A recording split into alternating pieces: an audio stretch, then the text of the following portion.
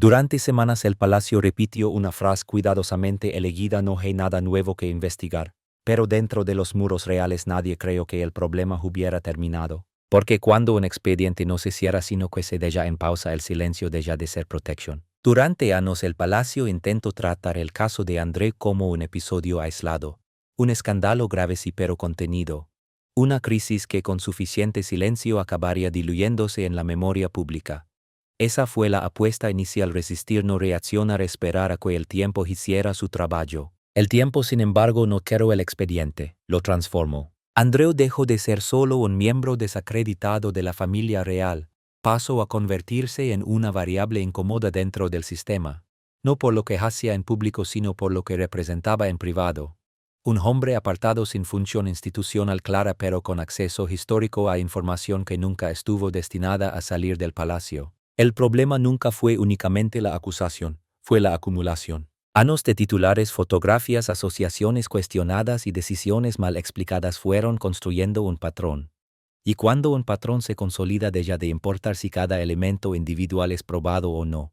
Lo que queda es la percepción de riesgo. Dentro de la institución ese riesgo se mide con frialdad, no en términos morales sino operativos. André fue perdiendo capas. Primero el papel público.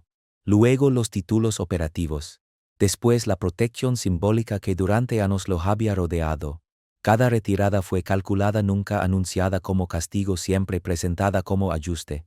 Pero el efecto acumulativo fue claro: Andreu ya no formaba parte del núcleo activo de la monarquía. Aún así no desapareció. El palacio comenzó a describirlo con una expresión precisa: individuo privado. Una fórmula legalmente útil, políticamente conveniente y narrativamente peligrosa.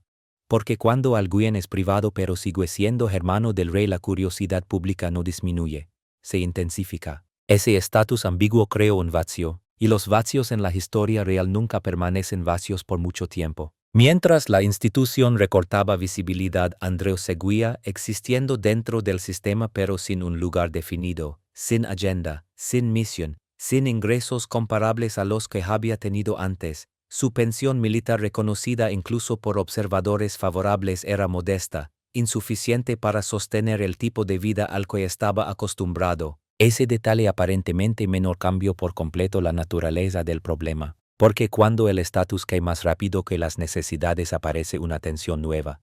No una tensión mediática sino financiera, y cuando la presión financiera se instala en alguien que conserva conocimiento interno, el silencio deja de ser una certeza automática. Dentro del palacio esto se entendió muy pronto. No se trataba de si Andreu era culpable o inocente ante la opinión pública. Se trataba de algo más delicado: cómo gestionar a una figura desplazada sin convertirla en una amenaza activa. Cortar demasiado implicaba empujarlo hacia soluciones externas. Sostenerlo demasiado implicaba dañar la credibilidad de la institución. No había una opción limpia. Por eso la estrategia fue avanzar sin ruido, quitar sin explicar, reducir sin anunciar, dejar que los gestos hablaran por sí solos. En el lenguaje del poder esa es una forma clásica de control, pero el control tiene límites. Cada título retirado, cada residencia cuestionada, cada invitación no cursada enviaba un mensaje claro a Andreu: el sistema seguía adelante sin él. Y ese mensaje, repetido con el tiempo, no siempre produce resignación, a veces produce cálculo. La corona conoce bien ese riesgo. La historia reciente ha demostrado que los relatos personales pueden convertirse en activos, que la distancia con la institución puede monetizarse, que el silencio, cuando deja de ser recompensado, puede romperse. Por eso, mucho antes de que la policía anunciara que no continuaría investigando, el verdadero problema ya estaba definido dentro del palacio. No era la investigación en sí, era el escenario posterior. ¿Qué ocurre cuando el foco mediático se apaga pero la necesidad permanece? ¿Qué ocurre cuando un hombre siente que ha sido apartado sin salida honorable? ¿Qué ocurre cuando el precedente de convertir la ruptura en negocio ya existe? Estas preguntas no se responden con comunicados, se responden con vigilancia constante. Si la primera capa del problema, Andreu, es legal y financiera, la segunda, mucho más delicada, es estratégica. El archivo no se gestiona solo con abogados o comunicados. Se gestiona con decisiones silenciosas que en conjunto dibujan una línea muy clara. Andreu no será rehabilitado, pero tampoco será empujado al vacío sin cálculo previo. En el material analizado esta estrategia aparece de forma fragmentada casi casual, pero al unir los puntos se vuelve evidente. No hay un gran anuncio, hay una serie de microdecisiones que sumadas configuran un cerco. El primer movimiento es institucional. Andrew deja de ser tratado como parte activa de The Firm. El lenguaje utilizado es quirúrgico private individual. No es una expresión neutral. Es una categoría legal que permite al Palacio negar comentarios amparándose en GDPR. Cuando se pregunta por su nueva residencia o un supuesto traslado a Sandringham a una propiedad conocida como Marsh Farm, la respuesta no es sí ni no. Es no podemos comentar. Este tipo de respuesta no busca informar, busca cerrar la pregunta. Ese cierre, sin embargo, tiene un efecto secundario, traslada la especulación al espacio público. Y la corona lo sabe, aún así acepta el costo porque la alternativa confirmar de tal al justificar sería peor. Cada dato confirmado sobre Andrew reactiva el debate. El silencio, aunque incómodo, limita el daño inmediato. El segundo movimiento es simbólico pero no menor, la retirada progresiva de títulos ceremoniales. El documento menciona con precisión la pérdida del título de viceadmiral en la Marina. Se subraya que Andrew sí sirvió en las Falklands en los años 80 y que conserva su rango histórico. Ese detalle no es accidental. El sistema no niega el pasado operativo, recorta el presente honorífico. Es una distinción clave. La corona no reescribe la historia pero retira el respaldo institucional actual. Aquí aparece un patrón que se repite: todo lo que depende directamente del rey se elimina. Todo lo que requiere un acto del Parlamento queda intacto. El título de duque, por ejemplo, sigue existiendo legalmente, aunque haya sido retirado de listas oficiales, funciones y representaciones. El mensaje interno es inequívoco: se ha llegado al límite de lo que puede hackearse sin abrir un frente político. Este límite define la lógica del reinado de King Charles III. No se trata de venganza ni de expiación pública. Se trata de control de daños. Cada acción está diseñada para reducir visibilidad sin provocar un conflicto mayor que obligue a tomar partido de forma explícita. Pero el control no es absoluto, y ahí entra la figura del heredero. En el material se insinúa, sin decirlo de forma directa, una diferencia de enfoque entre el rey y Prince William. El rey administra el presente. William piensa en el futuro. Para el Andrew no es solo un problema heredado, es un riesgo narrativo para su eventual reinado. Un recordatorio permanente de errores que chocan con la imagen de modernización y responsabilidad que intenta proyectar. Por eso cualquier gesto hacia Andrew se evalúa no solo por su impacto inmediato sino por el precedente que crea. ¿Qué mensaje envía? Mantenerle vivienda, seguridad o apoyo financiero? ¿Que la institución protege a los suyos sin importar el costo? ¿O que sabe cuándo cortar? El equilibrio es frágil y el documento deja claro que nadie dentro del sistema cree que exista una solución limpia. La tensión aumenta cuando se aborda el tema del dinero.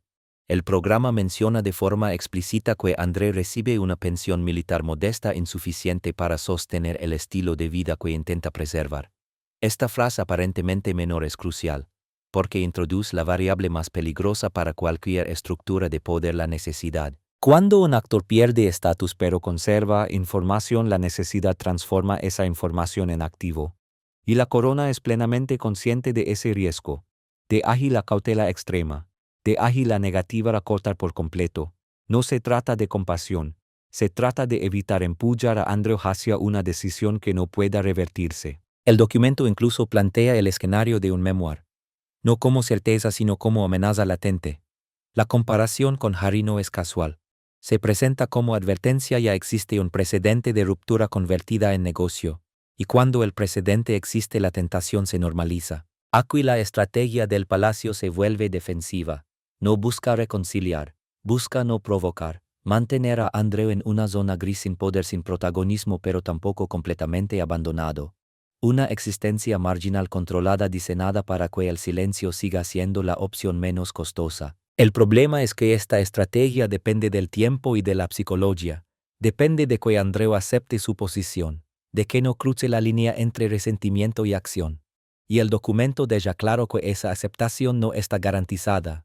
Se mencionan rumores de posibles acuerdos en Medio Oriente, viajes a Abu Dhabi, la idea de residir en palacios ajenos.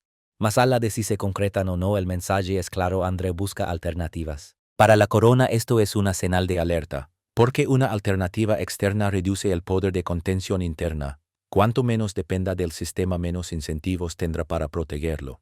Durante varios días dentro del entorno real se respiró una sensación equivocada de calma. La Policía Metropolitana anunció que no continuaría investigando las acusaciones según las cuales Prince Andrew habría intentado desacreditar a Virginia Giuffre utilizando a antiguos agentes de seguridad. En términos legales el anuncio parecía definitivo. No habría cargos, no habría interrogatorios, Andrew no fue llamado a declarar, y por primera vez en mucho tiempo pudo respirar con algo parecido al alivio. Pero dentro del palacio nadie habló de absolución. La declaración policial fue precisa y al mismo tiempo inquietante. No existían pruebas nuevas en ese momento, pero cualquier información adicional que surgiera especialmente desde Estados Unidos sería evaluada. El mensaje implícito era claro: el expediente no estaba cerrado, simplemente estaba en pausa. Andrew entendió perfectamente esa diferencia. Lejos de los focos comenzó a reorganizar su vida. La posibilidad de instalarse en propiedades alejadas del centro mediático como Sandringham volvió a plantearse, no como un regreso simbólico sino como un retiro estratégico. Menos cámaras, menos preguntas, más margen de maniobra. Ese es precisamente el escenario que más preocupa a la institución. ¿Por qué un Andrew libre de investigación inmediata pero encargado de antecedentes no es un problema resuelto? Es un problema desplazado. Y los problemas desplazados suelen reaparecer en condiciones menos controlables. Mientras tanto, a miles de kilómetros la atención mediática se movía en otra dirección. En Montecito, Meghan Markle y Prince Harry impulsaban activamente un nuevo frente narrativo, su vinculación con un proyecto documental centrado en la venta de galetas de las Girl Scouts. Un contenido aparentemente inofensivo, emotivo y comercialmente seguro. La coincidencia temporal no pasó desapercibida para observadores internos. Mientras el palacio contenía un riesgo silencioso en California, se desplegaba una estrategia de distracción. No se hablaba de investigaciones, ni de expedientes, ni de responsabilidades. Se hablaba de emprendimiento infantil, de valores comunitarios, de nostalgia. El contraste era total. Este tipo de movimientos no son casuales. En el ecosistema real, cada lanzamiento, cada anuncio, cada nueva narrativa cumple una función. Y cuando surge en el mismo momento en que una amenaza parece disiparse, su utilidad se vuelve evidente: desplazar la conversación pública. El problema para la corona es que las distracciones no eliminan los riesgos estructurales, solo los cubren temporalmente. Andrew sigue siendo un hombre que necesita recursos. Su pensión militar es limitada, sus privilegios han sido recortados, su estatus es ambiguo, y sin embargo su conocimiento interno permanece intacto. Décadas de escenas privadas, decisiones no documentadas, conversaciones que nunca fueron pensadas para salir a la luz. La historia reciente demuestra que cuando la presión financiera se combina con resentimiento y aislamiento, el silencio deja de ser una virtud. Se convierte en moneda de cambio. Por eso dentro del palacio el alivio fue breve. Nadie celebró, nadie habló de cierre definitivo. El caso no explotó pero tampoco desapareció. Simplemente quedó suspendido como una sombra que se alarga cuando la atención pública mira hacia otro lado. Andrew puede sentirse momentáneamente a salvo, pero la institución sabe que el verdadero peligro no es una investigación abierta. Es un hombre convencido de que el sistema ya no lo protegerá, observando cómo otros han monetizado su ruptura con la familia. Y cuando el precedente existe, el silencio deja de ser estable. El mayor error al evaluar el caso de Andrew es pensar que el peligro reside en una investigación abierta. No es así. Para la corona, una investigación es un marco conocido con reglas, tiempos y salidas previsibles. El verdadero riesgo aparece cuando ya no hay investigación, cuando el foco mediático se desplaza y la vigilancia pública se relaja. Ese es el terreno más inestable. Tras el anuncio de la policía, el sistema entró en una fase distinta, no de alivio sino de observación. Sin interrogatorios pendientes, sin audiencias programadas, sin titulares inmediatos, Andrew quedó en una zona gris. Y las zonas grises dentro de la arquitectura del poder son donde se toman las decisiones más peligrosas. Porque allí es donde se cruzan tres factores concretos: dinero, resentimiento y precedentes. El primero es el dinero. Andrew no dispone de un flujo de ingresos comparable al que tuvo durante años. Sus privilegios han sido recortados, su estatus operativo ha desaparecido. La pensión militar que recibe, reconocida incluso por comentaristas cercanos, es limitada. No cubre un estilo de vida construido sobre décadas de acceso, representación y excepcionalidad. Este detalle no es anecdótico, es estructural. Cuando los recursos se reducen y las expectativas permanecen, se crea una presión constante, y la presión busca salidas. El segundo factor es el resentimiento, no expresado públicamente, no declarado en entrevistas pero acumulado en silencio. André no fue solo apartado, fue convertido en un problema que debía gestionarse a distancia. Cada gesto de exclusión, cada evento al que no fue invitado, cada título retirado sin ceremonia fue leído internamente, como un mensaje claro: el sistema avanzó sin él. El resentimiento no siempre instala, a veces se organiza. El tercer factor es el precedente, y este es quizás el más corrosivo. La institución ya ha vivido un escenario en el que la ruptura con la familia real se transformó en un modelo de negocio. Libros documentales, contratos multimillonarios. La lección fue aprendida por todos los observadores internos: el silencio no siempre es la opción más rentable. Ese precedente existe, y cuando existe deja de ser una excepción, se convierte en referencia. La pregunta que se formula dentro del palacio no es si André desea hablar, es si legado el momento tendrá incentivos suficientes para no hackearlo. El control tradicional de la monarquía se basaba en una ecuación simple: lealtad a cambio de protección. Pero cuando la protección se reduce y la lealtad no se recompensa, la ecuación se rompe. En este punto la amenaza no adopta necesariamente la forma de un libro explícito o una entrevista explosiva. Puede ser más difusa: filtraciones indirectas, conversaciones privadas que legan a terceros, información compartida bajo la premisa de contexto o corrección histórica. El daño institucional no siempre viene en forma de escándalo, a veces llega como erosión lenta. Por eso la corona no gestiona a André como un enemigo, sino como un riesgo latente, alguien que no debe ser empullado pero tampoco reintegrado, alguien que debe permanecer en un equilibrio incómodo donde el silencio siga siendo, al menos por ahora, la opción menos costosa. Sin embargo, ese equilibrio depende de variables que la institución no controla completamente. Depende del tiempo, de la percepción de injusticia, de la comparación constante con otros que tras romper con la familia lograron reconstruir su narrativa pública desde fuera.